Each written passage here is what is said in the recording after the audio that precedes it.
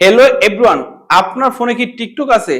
TikTok থাকার ফলে ওই টিকটকে আপনি সারাক্ষণ কি কি ভিডিও দেখেন আপনি কি জানেন? ওই ভিডিওগুলা সবগুলা কিন্তু আপনার ফোনের টিকটকে সেভ হয়ে থাকে আপনার অজান্তে। ওই সেভের কারণে কিন্তু আপনার টিকটকে নানান সমস্যা হয়। আপনি 1 মাস 2 মাস 3 মাস 6 মাস যতই ভিডিও দেখেন না কেন, সবগুলা ভিডিও কিন্তু আপনার টিকটকে সেভ হয়ে থাকে। সেই ক্ষেত্রে আপনারই অনেক সমস্যা হবে।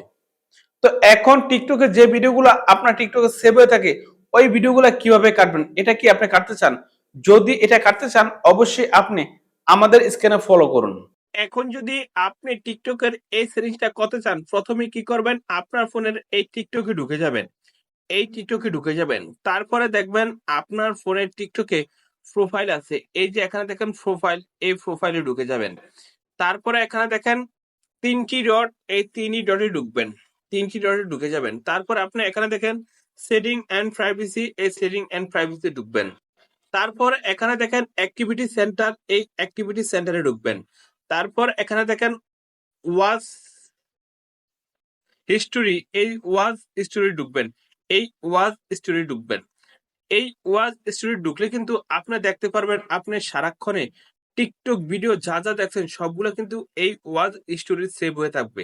এক কথায় 24 আওয়ার আপনি এই টিকটকে যে যে ভিডিওগুলো দেখছেন সবগুলা কিন্তু এখানে শো করবে। এখন যদি আপনার স্ত্রী বা আপনার ভাই বা আপনার ফ্যামিলি কেউ যদি এই ওয়াচ স্টোরি এসে দেখে আপনি কি কি ভিডিও দেখছেন, তখন কিন্তু অনেক সময় ফেঁসে যেতে পারেন।